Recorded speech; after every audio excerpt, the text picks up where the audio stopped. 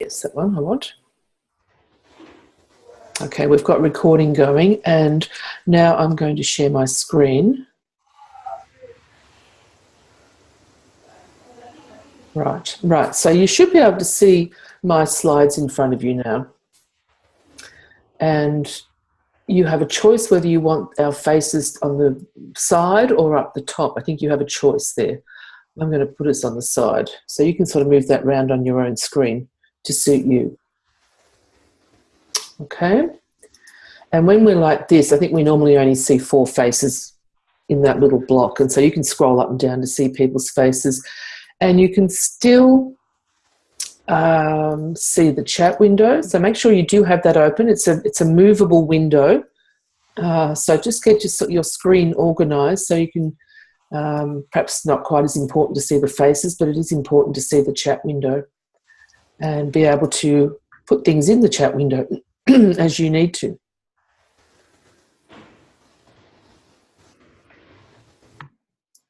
Yeah, so look, Emily and Lorraine, just use that doc as you want. You can take notes somewhere else and put notes in that doc later, whatever you want. Yep. Okay. Great. All right. Okay, so look, welcome everyone. This is the official welcome to INF537, Digital Futures Colloquium. And as you know, I'm Julie Lindsay, and I think pretty much everyone in the class has had me for at least one other subject in the past. So look, I'm delighted to be running this class again this session. I think this is the 4th or 5th year I've run this class. And each cohort is different, and this is another exciting cohort, and things are happening. I've got some things to explain to you in this meeting, and I welcome your questions and comments as well, of course. But this is the meeting where I actually get to talk about myself a little bit, because I just thought in terms of our research focus, which the final assessment is a research assessment, that I would share some of my journey with you through my research and give you an idea of the sort of things I've been doing. So let's get started with this, because you're going to be hearing from lots of other people in these colloquiums, but this is my chance to talk about me. So there's a bit about me. That's the latest book that I published, which came out in 2016. It was published by ISTE. I run an organisation called Flat Connections, and all those other things in the text there, which I didn't update because I'm not the Open Pathways design leader anymore. Every year I seem to have a different contract. Sorry about that. Doesn't really matter what I am. I'm working for CSU. I've got 3 contracts with CSU. It's I'm a victim of casualisation in higher education at the moment. Also about me is I'm from Melbourne. I'm originally from Melbourne. And just over 20 years ago, my husband and I, who is a teacher, or was a teacher, he's retired now, we left Australia and we went around the world teaching internationally. Now, we landed in Zambia. Then we went to Kuwait in the Middle East, and then we went to Bangladesh, back to the Middle East to Qatar, and then across to China in Beijing. That arrow is not exactly pointing to Beijing, but we were in Beijing. So that was 15 years of travel and teaching in international schools, within which I was teaching computers, I was IT director, I was e-learning coordinator. I spent 9 years in international baccalaureate schools. So I held the position of MYP coordinator, that's Middle East Program Coordinator, for a little while as well. So that was great. And we've been back in Australia now for 7 years, and where that arrow is pointing to Australia, that's where we live at the moment, halfway up the side of Australia there, just north of Byron Bay and along the beach. So that's a great place to be. So, but what I've done since I've been back in Australia is work with what I call Flat Connections. Before that, I was working with a colleague in the US, and we had this organisation called Flat Classroom, which has been written up in Tom Friedman's book, The World is Flat. It's been written up in a couple of other books as well. But that sort of came to an end, and I branched out and started Flat Connections. So what I do with Flat Connections is online global collaborative learning. So I run professional learning for educators, and I run global collaborative projects for students in classrooms in different parts of the world. They come together. So I just want to talk a little bit about this and how this has fed into or led into my PhD research and where I've been going with this. So I define online global collaboration as geographically dispersed, so classrooms not in the same space and time. That could mean 2 classrooms in the same city, of course. Doesn't necessarily mean classrooms across different countries. It also involves open technologies, so the ability to use technologies that everyone can access. And it involves collaboration and the sort of collaboration that leads to co-creation. And I've got that little image there, of course, of a very analogue, non-digital couple of students collaborating, but you know what I mean. Now, when we talk about online global collaboration, I always talk about the 2 types of communication to sustain this. And these are synchronous and asynchronous. Now, a lot of people, when they first hear about online global collaborative learning, they think about the synchronous opportunities. Oh, we want to do like we're doing now. We want to get into a Zoom room, or we want to Skype, or we want to see people in person. We want to interact and learn from each other in a synchronous capacity. But as you know, it's not possible to do that because the world is round and we have all of these time zones.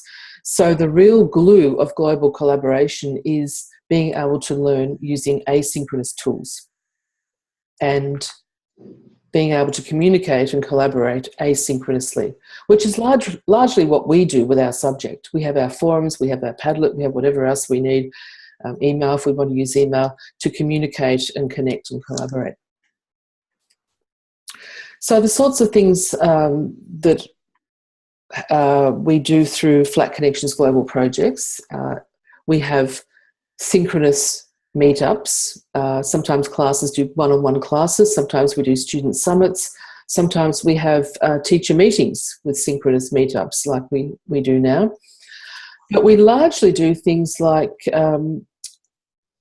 sharing and creating and collaborating in asynchronous environments. And of course, this is a Padlet board, and these were students from different parts of the world. We've got Thailand, Nepal, and the USA there, Florida in the USA, teachers and students introducing themselves at the start of a project. So it's the management of these tools and it's the ability to access these tools that is quite vital to the success of online global collaborative learning. And if you're in a school at the moment, think about your situation. Would your school be able to access something like Padlet for students to do this? What would be the implications? Now, of course, I've put students' faces up on this screen because I know I'm not putting it up on Facebook. These environments, of course, are for the participants, largely for the participants only. So there are privacy and security concerns here, but there are a lot of other concerns as well, a lot of other conversations that we have with educators around these collaborations. Features of successful online global collaboration. There are a few elements there, but in particular with the work that I do, success is built into the fact that we have strong project organisation and the collaborations are designed with clear guidelines. They're the 2 that I've sort of circled there to highlight. And I think any collaboration that you do in teaching and learning, whether it's global, whether it's online, these 2 elements in particular stand out. And then, of course, it needs to be relevant to the curriculum. You do have to have reliable and frequent communication. You need to be able to learn about and with the cultures involved. This is the global piece. So it's not just learning about, which is important. It's important to learn, well, what's it like living in Nepal? What do you do at school? What do you eat? What do you wear? But it's also learning with. And then by learning with, being able to co-create new meaning with global partners, being able to actually produce something together. which is the whole next step, which doesn't always happen in projects, but that's the goal.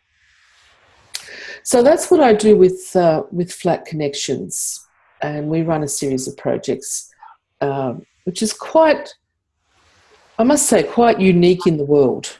There are many ways that you can join and find partners for global projects, but nothing quite like what I do. So I wanted to then move into sharing my PhD research journey with you and give you a little bit of an insight into the type of things I've been doing through this journey, which will have some bearing on the sort of process you're going to go through with your research assignment. And some of you may have done research before, so this may not be unfamiliar to you. So I started my PhD in 2013. I actually started it as an educational doctorate, an EdD, and I did some coursework, and I was finally confirmed as a candidate in 2015. So it took over 2 years to actually be confirmed as a candidate. I mean, I've been doing this part-time, not full-time, of course.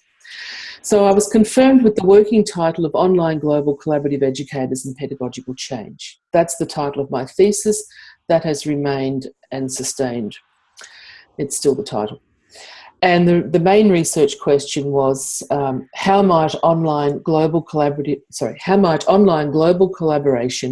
influence educators' pedagogical approaches? And that question took quite a while to come to. And this is where, you know, when you're doing research, it's finding that question that sort of sits nicely with the goals of the research. So that's one thing I want you to start thinking about. What might your research question eventually be? Or maybe it'll be a series of questions, okay? But there needs to be an inquiry there. I collected my data in early 2016. Towards the end of 2016, I upgraded, I guess. I applied, and the degree became a PhD because I realised it was actually going a bit deeper than an educational doctorate. This year I submitted in May. This week I received examiner feedback, and today I did the final edits. Today I finally submitted my final version of my PhD. It's finally done. So it's all, yes, thank you. So this meeting is also a celebration. You can celebrate with me. Congratulations. Thank you. So yes, so it's finally, I've just got a couple of little things to do, and I'm just fingers crossed I've made the deadline for the September graduation. It's really tight. I'm not sure if I've made it yet because it's got to be signed off by the Dean by Friday for me to get into graduation. Otherwise I won't graduate till next April. But anyway, fingers crossed. Everyone's pushing for me, my supervisors. So that's, you know, that's been a 6.5 year journey with a few ups and downs, of course. Now, your research journey this session is going to be a lot shorter than this. It's going to be about 6 to 8 weeks, all right? So you're going to fit not quite the same process, but but the same sort of thinking process, I think. So just once again, my research question starts with a how. All right, so your research question might start with a how or a why or not so much a what. How is a good way to start, but once again, everyone is individual. I needed to define my terms. So, you know, I wanted to research online global collaboration, but I had to define that, okay? So if you say, look, I want to research leadership in K to 6 schools, well, you'll need to, you know, do some research and think, well, how do I define leadership? How do I define a K to 6 school? You know, they're probably quite easy. Maybe not. Maybe there are different definitions of leadership. So until you start to research something, you know, and start to gather data or whatever, you need to, you know, come up with these definitions. So that's my rather long-winded definition of online global collaboration that's actually in my thesis there. And then, you know, I'm looking at pedagogical change. So I needed to define pedagogical change based on my readings, based on my approach. And so this is what I came up with. Pedagogical change refers to how educational goals might change due to a paradigm shift to constructivist teaching modes for online, globally connected and collaborative learning. All right, so when someone says to me, well, okay, so you've come up with this, pedagogical change, what are you talking about? This is what I'm talking about.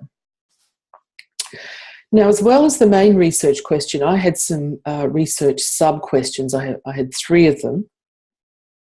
Now, I don't want you to get too hung up on questions, okay? You're not doing a PhD, but this is a process.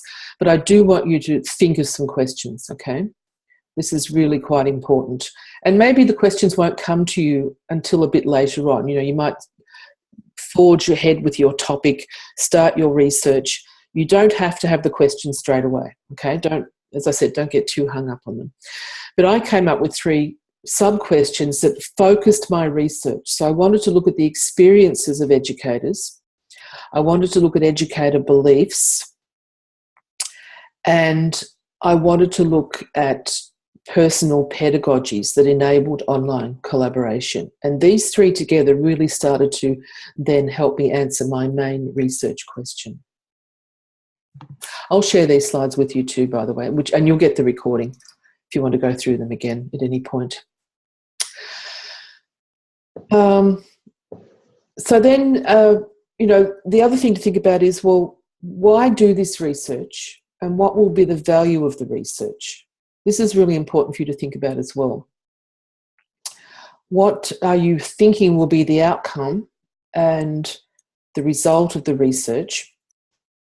And what will it possibly change in the future? Who will it change? How will it change? So these are all good things for you to think about as well. Sorry, Greta, I just saw your question there. Do you define all the major concepts in your research question? Yeah, I basically do. Yeah, I basically do define them all eventually somewhere in that document. So what I wanted to do was find out why and how teachers are changing or evolving their pedagogy, redesigning their curriculum, and refocusing their classroom practice to include online global collaborative learning and the use of digital technologies. So we know that teachers collaborate globally. We know that not many teachers collaborate globally. So I wanted to know why and how. And of course, I started this research thinking I had all of the answers. You know how you start something, you think, well, I've been doing this for so many years. I've been doing global collaboration for more than 20 years. I think I've got some of the answers. And I was very smartly told off by my supervisors saying, well, you don't have all the answers, even if you think you do. And if you think you do, you're not supposed to say anything. You're not supposed to tell us, okay? Because this is meant to be a research inquiry and your data has to inform your answers, okay? And this is a really important point. If there's one thing I can tell you about research, your data has to inform your answers, all right? So whatever data you collect, you can't just suddenly come up with an answer that doesn't relate to your data, okay? That's really important. So whatever you find, wherever you look, whatever you find, it has to inform your answers. Now, when you get into Module 3, which isn't quite ready yet, which is okay because I don't want to give you everything in the first week. Module 3 will be ready. We've just been tweaking it, and I'm going to tell you why soon. There is some material in there about research, types of research and methodologies, etc. Now, we've given you this for your interests because who knows, some of you may go ahead and do a PhD or something beyond this degree once you've had a rest. And it's just interesting anyway. But so some of these terms are going to come into this module that you'll get. And this is to do with methodology and research approaches. But for my thesis, my research paradigm is post-positivism. Now, there's a whole heap of literature around this, and some of the literature contradicts itself. I found this whole area quite confusing. I had to write a whole methodology chapter, And in many respects, it's confusing because you read one thing and it says one thing. You read another book and it says another thing. So you've got to sort of work your way through it. But you won't have to do much of this unless you're really, really interested in it. You can read as much as you like. It won't do you any harm, I hope. So anyway, post-positivism is the opposite of positivism. Positivism is where the answers are sort of right or wrong. Okay, so it's more sort of perhaps based on numbers, statistics. Post-positivism is really more sort of interpretive. So this is where my research methodology is interpretive and my research method is what we call qualitative. And positive research is really what we call quantitative. Okay, so those terms you can explore a bit more in your own time. Now, my research that I did is the strategy is a case study. And that's another term that you'll get to know through your reading. It may not have any bearing, well, it actually is not going to have any bearing really on what you do. Well, yes, it might actually. You might do a case study. It's not how we've done it in the past though. But anyway, so my case here is I proposed to do the case of the lived experiences of educators as they implement the phenomenon of online global collaboration. Now that sounds quite complicated. Let me try and explain it with this diagram. There's a researcher called Yin. Yin talks about research design. He's got a great book there if you're interested. So I followed Yin. And so my research is a single case design with embedded multiple units of analysis. You can see that little diagram there. So the context is K-12 education, not higher ed. The case is online global collaboration. And each one of the educators who I interviewed, and there are 8 educators who are interviewed, each one of those is an embedded unit of analysis according to the Book of Yin. Now, people said to me, well, you're doing case studies. And I said, no, it is one case study. This is where the confusion comes in because it could have been case studies, but it's not. It's one case study based on the phenomenon of online global collaboration. Okay, and the educators are units within that study. So that's the research design. There was a 2-phase design. I'm just going to skip over this. I did a survey first, then I did interviews, etc. The data came in, lots and lots of analysis. Once again, you'll be doing this in a very protracted way.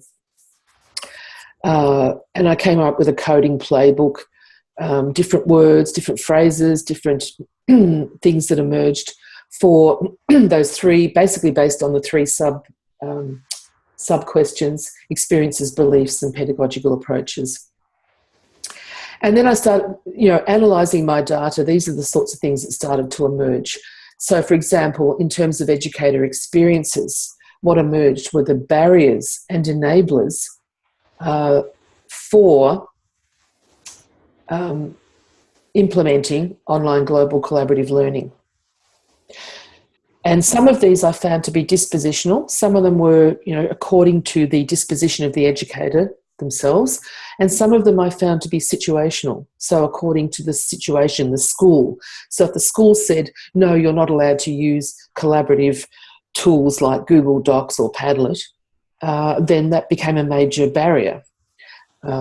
If the school said, you're a grade 3 teacher and you have 3 other grade 3 teachers you have to work with, if they don't want to do global collaboration, you're not allowed to do it either. That became a situational barrier, okay? So I've written all this up in terms of what educators told me, in terms of how they were enabled online global collaborative learning, or some of the barriers that were in their way that they had to get over or just had to go around in some way. And so some of those terms there are valid and important for that.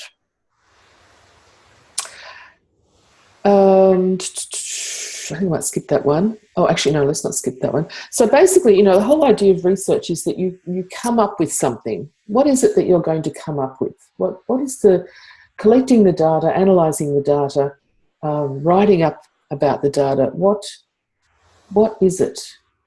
What's this tangible outcome that you're now going to shout out to the world? Now, I anticipated, as I've put here, that global collaborative learning using digital and online technologies may support new pedagogical approaches that may not have been defined or labelled as yet. So it's not really a hypothesis, but that was what I was hoping would be an outcome. And I really wanted to understand global collaborative practices, etc.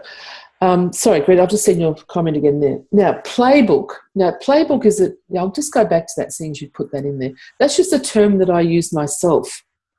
A playbook is a set of strategies. It's like a football playbook. People say, well, here's the playbook for how you play football. And so I sort of picked up on this, and I wrote up my data analysis approach and called it a playbook. I don't think anyone else has ever. My supervisor said they'd never seen that before, so that's just something that I did. And they didn't say it was wrong, so there you go. I got away with it. Okay, so tangible outcomes. Now, so with my research, I just want to share briefly now with you some things that have come out of the research. So what I found was online global collaborative learning in K-12 not only takes a skill set, but it actually takes a mindset. And I've labelled this now the global collaborator mindset. And I have found through my data that it's actually an iterative process. And it enables or empowers educators to become skilled in online global collaboration, and it potentially further influences pedagogical approaches. So if you have this mindset, it's more than a disposition, but if you have this mindset, you will not only be enabled to do global collaboration, it will actually influence your pedagogical approach across teaching and learning in general. So a little bit more about this. The global collaborator mindset challenges the belief that technology integration and access to online networks automatically means educators are naturally global and collaborative. So just think about that for a minute. And this was quite a turning point, or a significant thing for me, thinking that I knew everything right from the start. Because,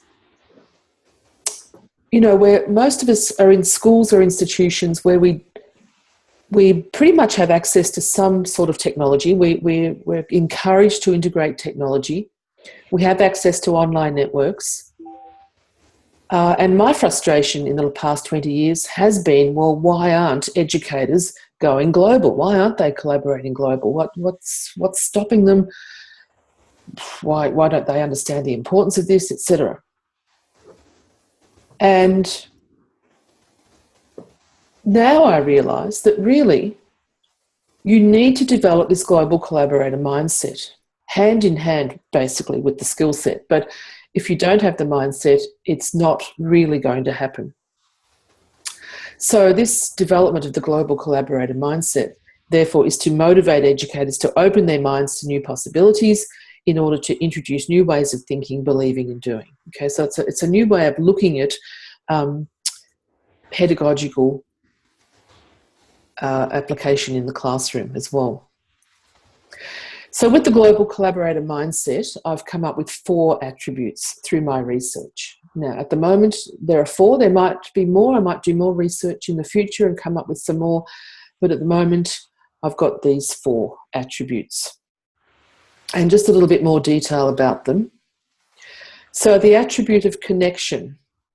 So this is where educators who have a global collaborator mindset look beyond the immediate classroom. They develop personal learning networks and join professional learning communities and forge relationships with like-minded colleagues, because they really don't have like-minded colleagues in their own schools normally. So they have to look out. And they, of course, they want to collaborate globally. So they do have to look out and find experts and others to collaborate with. So there's that whole connection piece. Then there's the openness attribute. And this is being open to sharing and practicing and contributing transparently. This relates to things like sharing through Twitter or sharing through an open blog or sharing through, whatever digital means is available. And also having this open mind and belief in the value of open educational practice. And visibility. I used to call this visible learning, but that actually has connotations with John Hattie and his great work with visible learning. So I moved from the word visible to the word open and openness, which I think aligns more with what I'm trying to say here with this global collaborator mindset. Is that GCM of an organisation or just an individual? That's a good question, Lorraine. Global collaborator mindset of an organisation or just an individual? I think it can be both. And you know what, Lorraine, I think one of the next steps, and I've written this up in my final chapter of my thesis actually, is that developing a global collaborator mindset really should be a whole school approach. Yeah. Yeah. Well, it'd be hard if there's individuals that have got a global collaborative mindset and they're in an environment that has not, or an organisation that has not.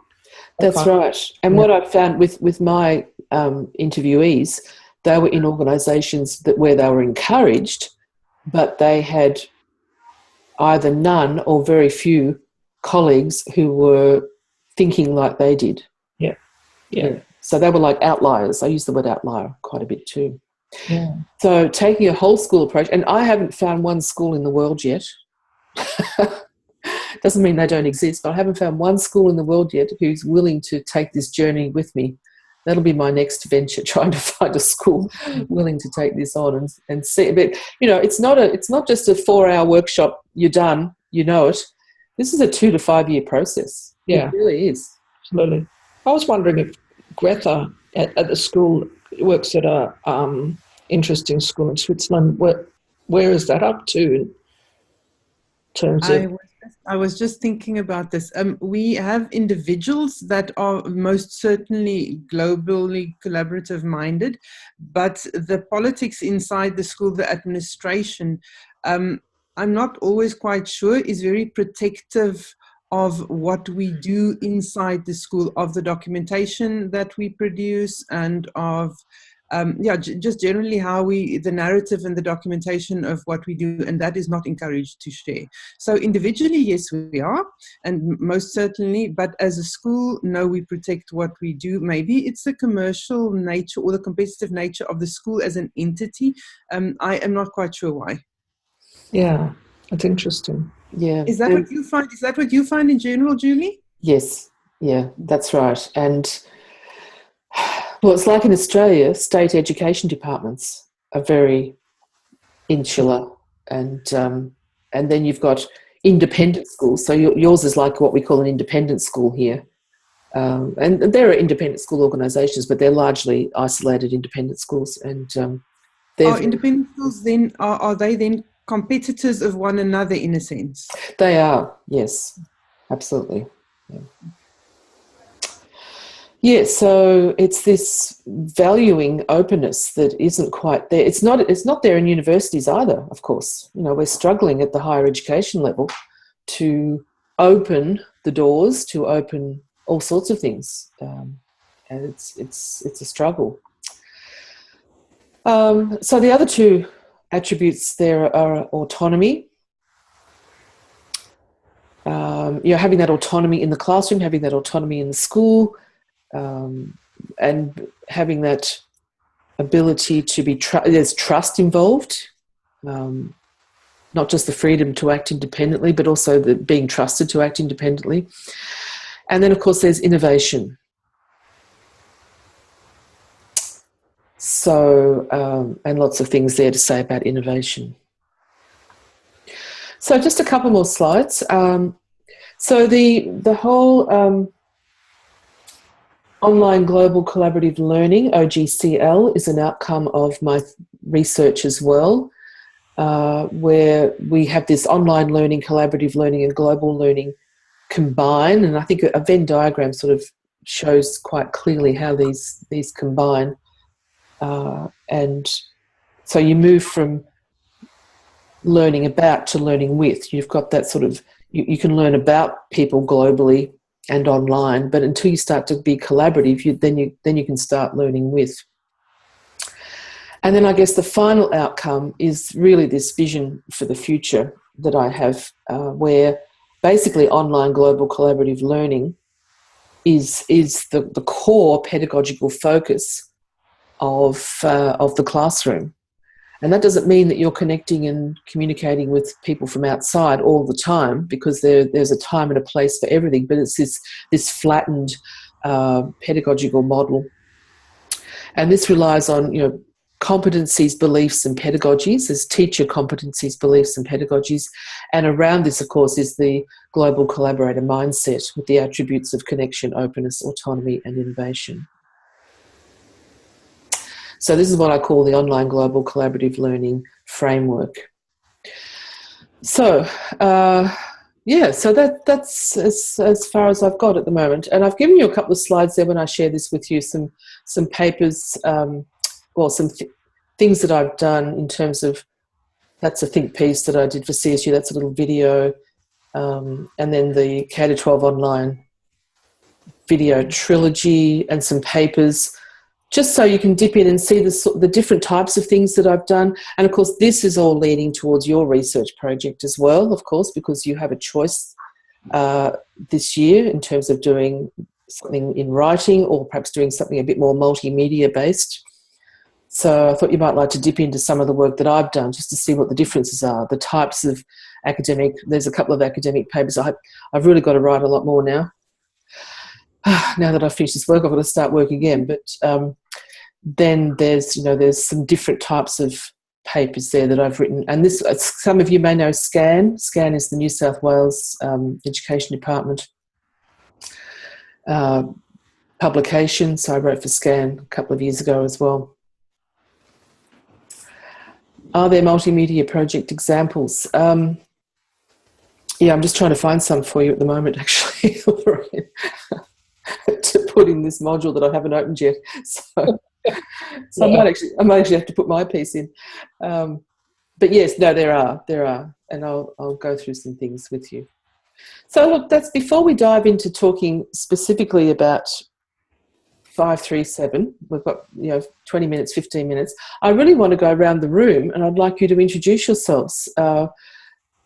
So let's do that now, and then I've got a couple more slides to talk about the work that we're going to be doing. So Lorraine, would you start for us, please? Introduction.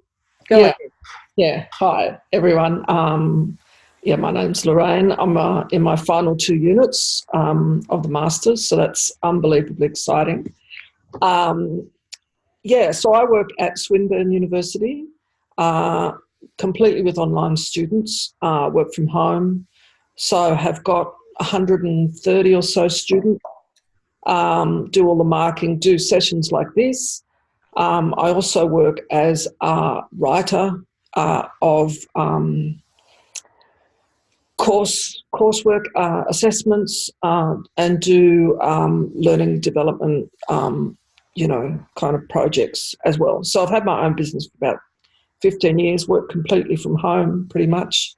I worked for 25 years in community services, loved it with a passion for the whole time, worked in some really critical areas all over the place, but just couldn't do it anymore. I moved into teaching of community services courses, and then went on from there, and I was doing the media unit, running the media unit at Griffith University. And so I've got a real interest still in social justice. Mm-hmm. And so that I would like to have that sort of focus with my final research here. I haven't really come up with a question yet. That's a really good thing to think about. Yes, what is the question? What am I hoping to find? And so I'm interested in multimedia. I do different things, got a creative bent, so I do different writing projects. Digital storytelling I did. A postgraduate at QUT in digital storytelling and produced digital stories for a bit in the community services sector. So that was fantastic. So I'm really interested in different ways of using information to get messages across and connect with other people globally.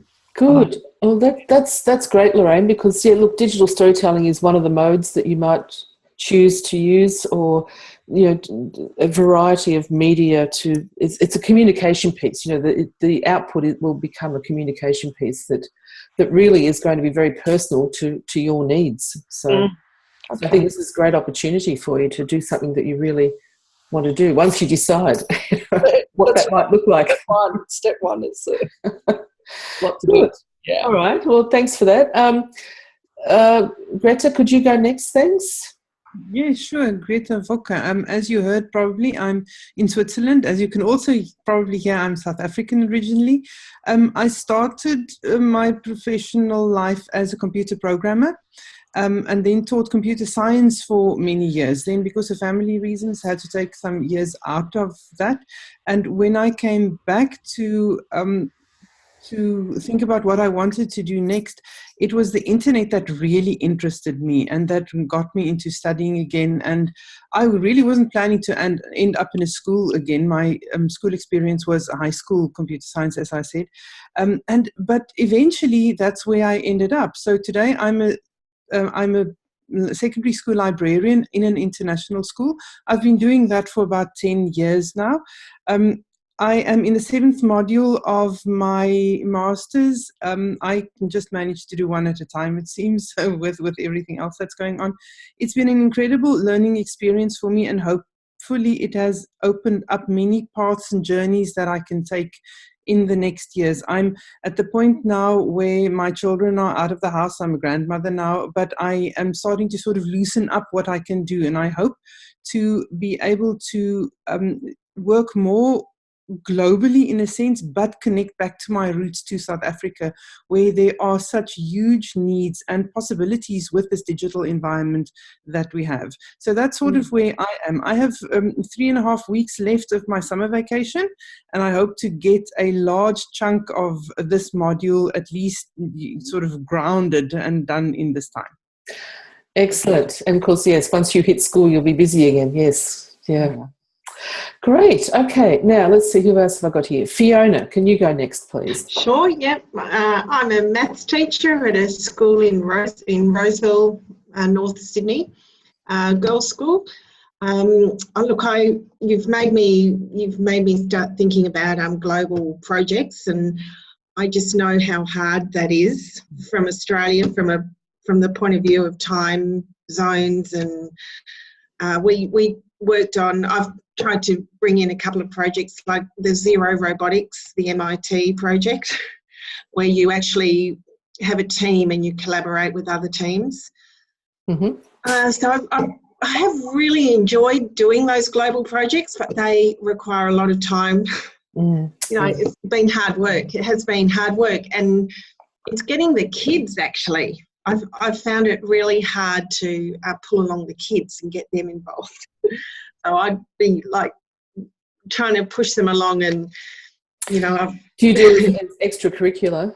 Yes, yeah. It's all that's exactly right. It's another thing on top of what you're doing. The challenge. So that's it is. There's lots of challenges with it, but I love the idea of we live in we're part of a global world. We've got to have connections.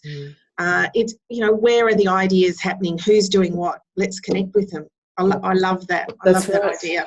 Absolutely. So look, I'm feeling a little bit nervous about this research. I don't know. I really don't know what I'm going to do, what my questions are. My role has expanded into some professional learning, and I've tried to bring tried to bring along a lot of other teachers and get them onto Twitter and get them connected with other people outside of their little staff rooms. I think that my role has sort of moved into that now, as well as I have my couple of my 3 maths classes. So I could perhaps go down into that professional learning. I don't know. I don't know. I'm going to have to really think hard about what sort of question I take. But I love the idea of connectivism and sharing information and working in networks. Okay. Okay. And the thing is to find something not too big, because the whole thing with research is you've got to hone in on something really quite smaller than you think initially. That's good advice. Thanks, Fiona. Okay. Kelly, what about you? Hi. I work in a Western Sydney senior school. I run their library. I work part-time. I run their library as well as teaching biology. So most years I work about 4 days a week. And the reason I chose this master's was the fact that the push where it's a Catholic school and they tend to be either removing our libraries or they're just taking the books away anyway. Yeah. So, but they're doing that without really then giving the kids their options. So the kids sort of weren't learning what they could then do as the alternative. So I kind of jumped in to say, start running projects of what we could do in the junior years so that by the time they get to be seniors, they can start to do research and know what they're doing. So I'm kind of thinking for my project that I'd like to look at the idea of technology from the kids' perspective and why they choose certain forms of technology over other. So looking at the idea, instead of looking at, how we could or should use it, looking at right now, why are they choosing these ones? Okay, well, I must tell you, I'm the bearer of bad news here. We've had some ethical clampdown at the university. You won't be able to interview students. You won't be able to use students for data collection. Okay. Okay. So do I turn it around and do it from the teacher's perspective? And you can't interview teachers either.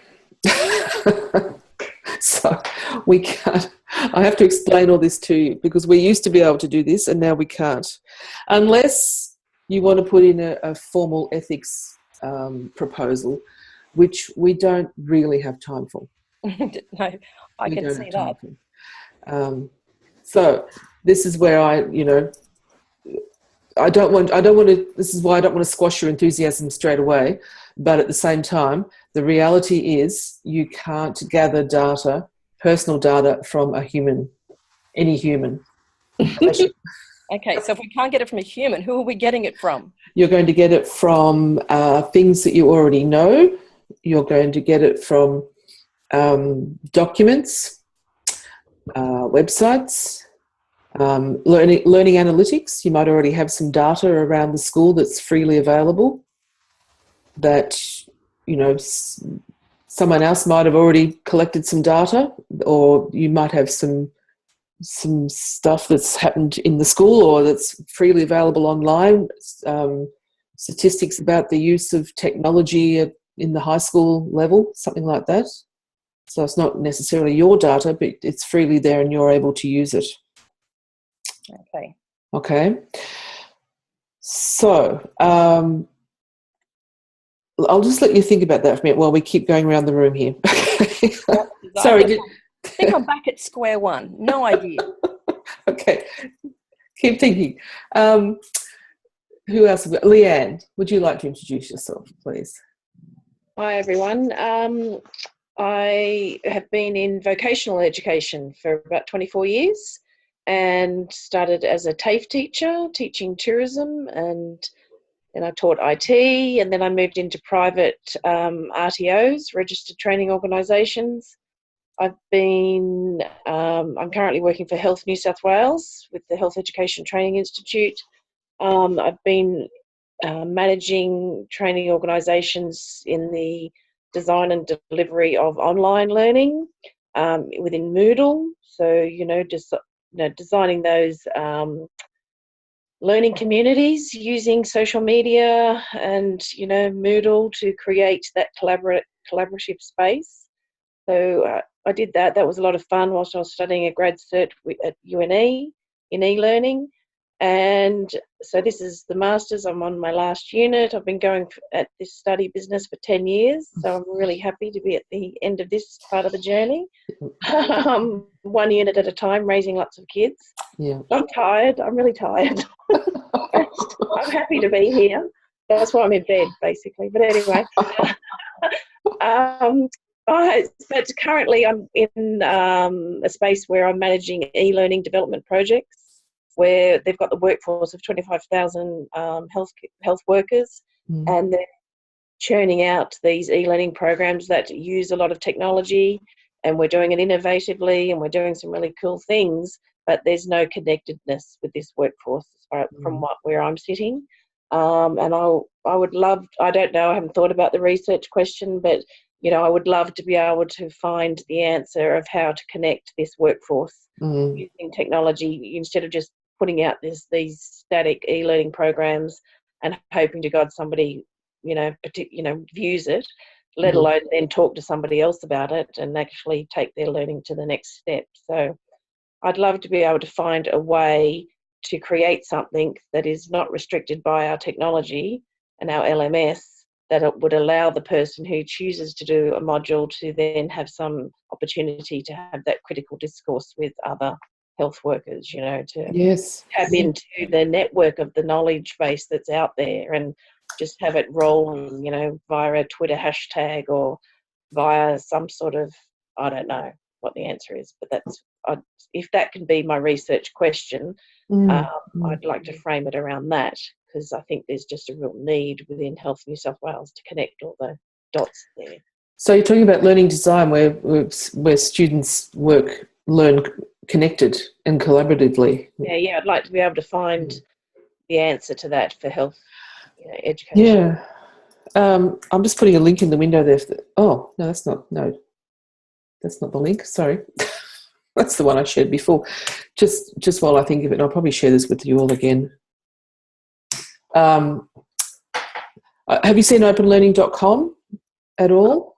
Not that I remember, but have a look at that. That's the sort of stuff. That's what I was working on last year with CSU. So it's a different type of platform, but there are two approaches to online learning. I've found generally two camps. One camp, which is quite prevalent at CSU at the moment, actually with the transforming online learning, says students don't want to collaborate, they don't want to mix, they just want to do their own bit and do their assignments and go in and get out, you know. And the other camp, which is the one that I've got my that's where I am, because of basically all my research and my work, says no, it's really good that students connect and collaborate and, you know, socialise, and this is the socialisation of online learning is really supports that whole learning piece. So, you know, something around that, how you move from one camp to the other, would be quite interesting. Yeah, okay, all right. Or some facet of that, yeah. Yeah. Okay, that sounds good. So, glad to be here. Happy to be learning from you all. Good, thanks, Leanne. Now, I think, Emily, you put a long introduction. I'm not sure if you want to speak to us. Emily, did you want to say hello? Maybe not. Alira, would you like to say hello? Because I noticed you've just started to put some things in there too. No microphone? Too many screaming babies in the background, maybe? Okay, sorry, Alira, I've just seen your comment there. Okay, look, great to have you with us. And you're from Brisbane, and Emily, you're from South Coast, New South Wales. Our school just introduced Z-line subjects based on the 4 C's of learning. Oh, interesting. Okay. Game-based learning, yep.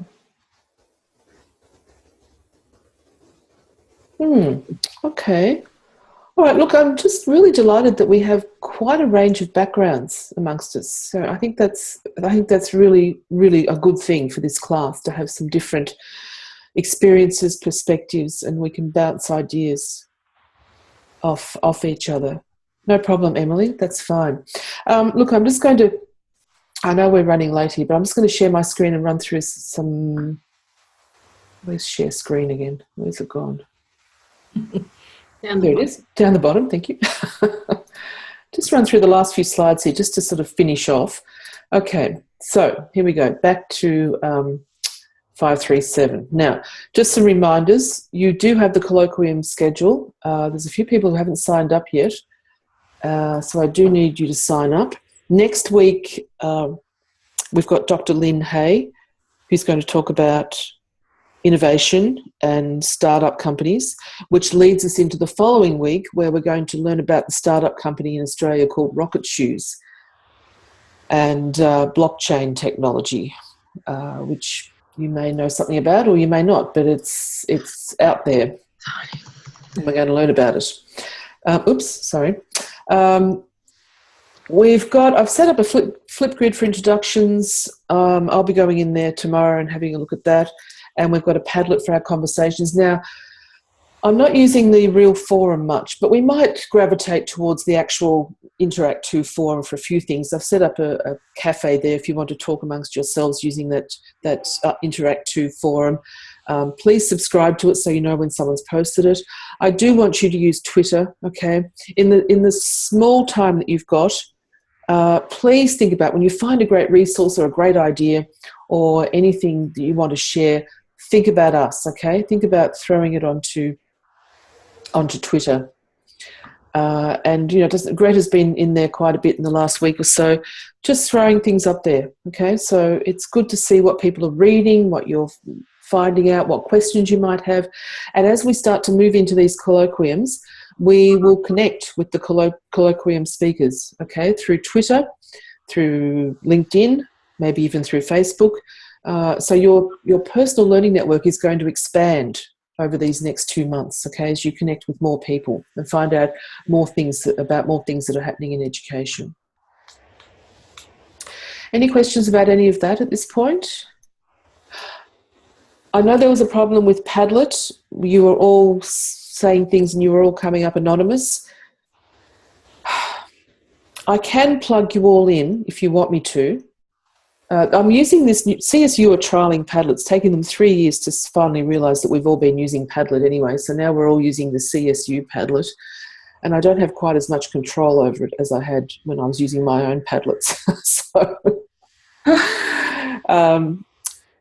So I'm coming up as anonymous as well. So it's just a matter of signing your name or putting your name in the subject line, okay, with the Padlet so that we know who's posting things.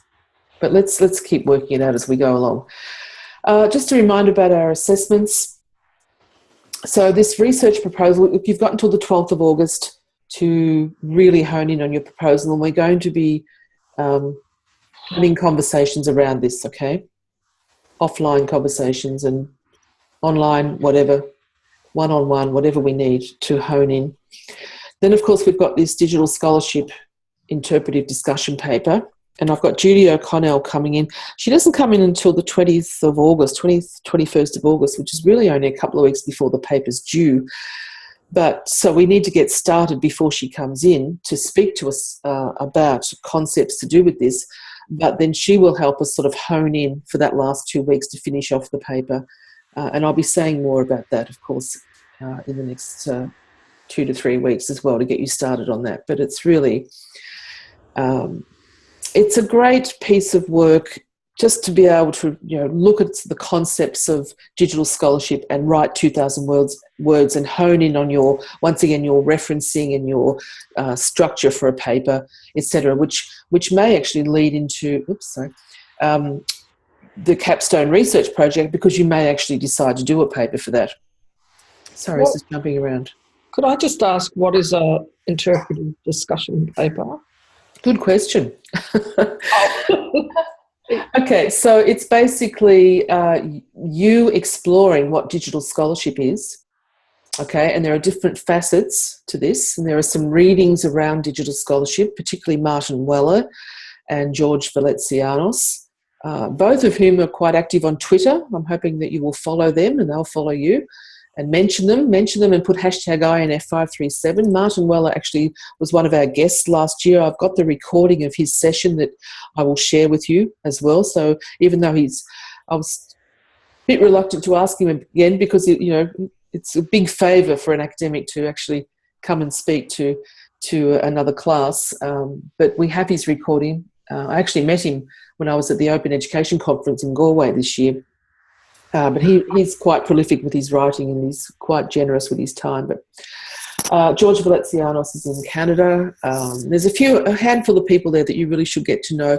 So you will find a certain corner of that little world and interpret it. Interpret what you believe, digital networked open learning is and scholarship is in the academic sense, and where we perhaps should be going with this and discuss it in your paper. So it's different from an essay because you're able to put forward a point of view and then back it up. Is that right? That's right. Yes. Yep, absolutely. May I ask, does this relate to a specific text or texts, or do we also try and cover quite a large spectrum of texts in this? In that particular assessment, it's really up to where you go with this. I mean, you might want to just focus on openness, for example. Now, Martin talks about digital, open, and networking. You might want to focus just on one of those, do a sort of review around the whole concept of digital scholarship and then focus on openness, which means that you will hone in perhaps on 10 top readings to do with openness. So, look, I encourage you to read as broadly as you have time for, of course. I mean, you could, but to be realistic about this, right? You have to be realistic about what you have time to do. And then the capstone research project, and all I'm going to say at this point, we've already started to talk about it, is that you're going to have 3 options.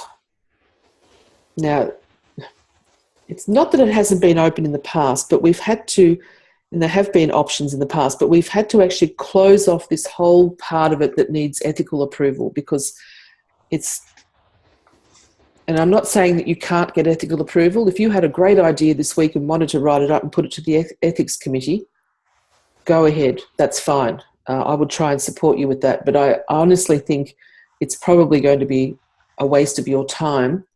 And I really doubt whether it would actually come through in time because the ethics committee only meets every so many weeks. And it's all the timing. You've got to sort of get the approval and you may not even get approval first time and then it would come back to you and there'd be another 2 or 3 months. So that's an important process when you're doing research, but for us it's not so important, okay, which means that we're now going to limit ourselves to not gathering data from living humans as such. So the options are a research project, which is more of a what I've described with my PhD, where you will determine, all of them you're going to determine the inquiry, the research that you want to do, but with the research project you will perhaps take a more formal approach, qualitative or quantitative, what phenomenon are you going to look at, maybe. And there are some certain terms there that you'll become familiar with, ethnography or grounded theory. You might align it with one of those and that you understand to be relevant to your research, etc., and come up with a research report. The media project, all of these you still have to write a report, but we're going to negotiate. There's a set length in the subject outline, as you know. It says 3,000 words for the report. After some further discussion this week, it may be that a 3,000-word report as well as a piece of media might just be asking too much. So all of this is going to be individually negotiated with each one of you, okay? So I'm going to talk to each one of you and treat you all as individuals and say, well, what do you really want to do? Okay, you want to do a media project, you want to do a digital story, or you want to create a video as an outcome, then that's a lot of work. So maybe you won't write a 3,000-word report. Maybe your report will be 1,200 to 1,500 words, something like that, okay? And then the last one, of course, is the professional publication. And this is where you have this option to actually write a paper for a particular magazine, such as Scan, New South Wales Scan, or like State Library of Victoria have their Synergy publication. You must all be probably in professional organisations who have publications. So there's a whole thing there. I've got some information to share with you in terms of how you might go about that.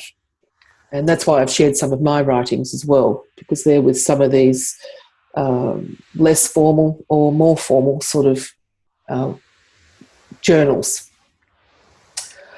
Okay, so that's where we're heading. So Lorraine has already told us that she loves working with media, so maybe that's something that Lorraine will choose as an option. Some of you may have really had that burning desire to write a research-based article for your professional organisation, or one that you like the look of, and you might contact the editor in the next month and say, look, and I would encourage you to do this, contact the editor and say, look, I'm doing this subject, it's a research subject, it's part of my master's degree, are you interested in me writing something along this topic?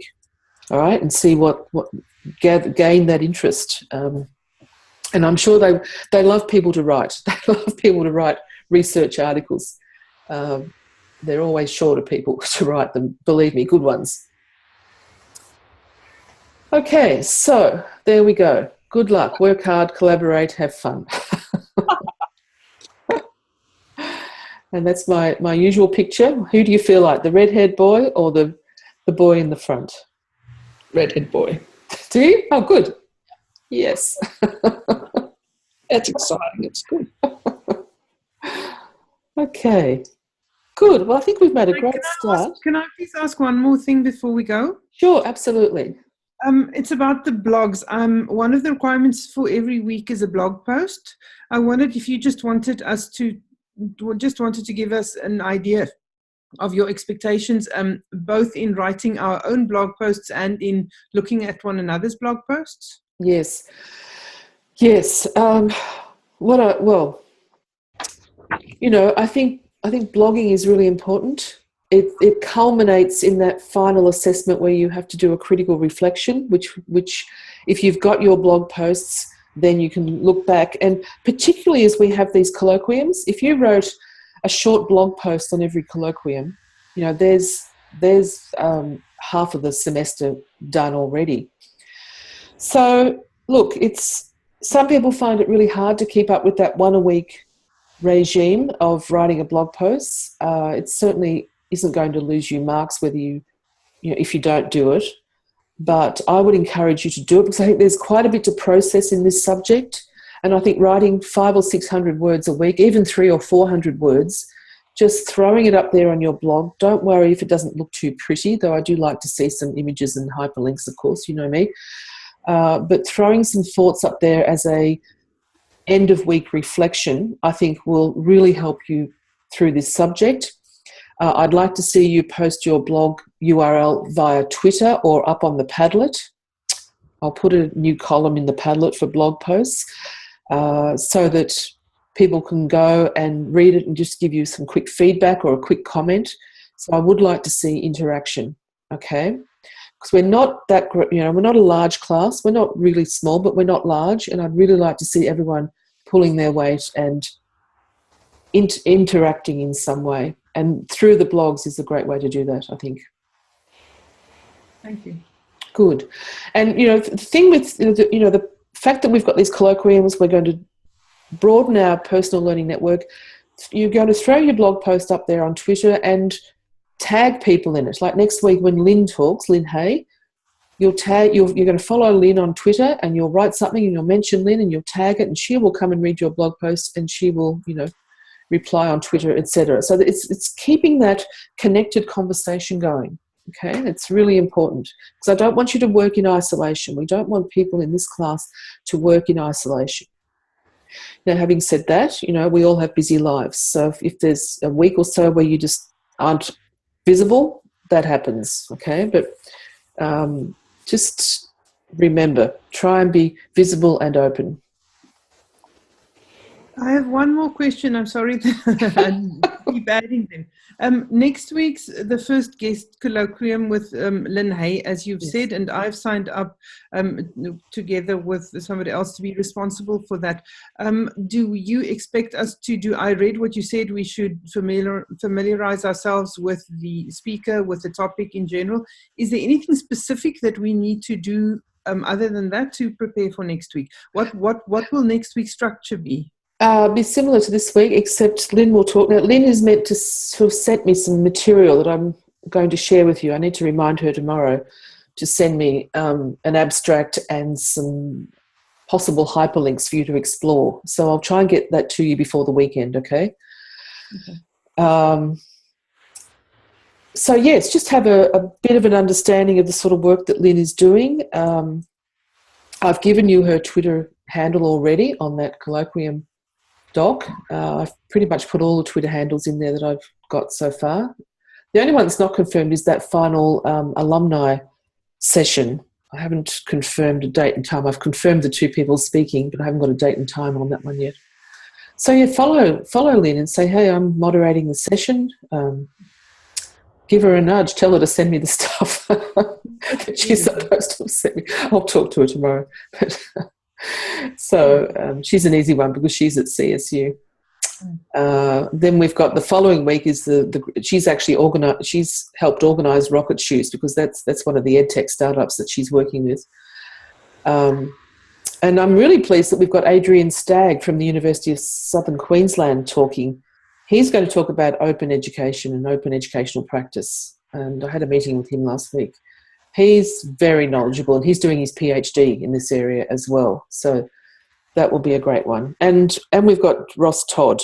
And some of you may know Ross. Not sure his library, but he's Australian, but he's worked in the States for 20 years. He's been doing some great research lately around digital citizenship and use of technology in schools. So we've got some great conversations to have with him as well. Okay, all right. I think we need to finish and get on with our evening or our day. Greta, what time is it over there where you are? 1 o'clock in the afternoon. Oh, lunchtime. There we go. Okay.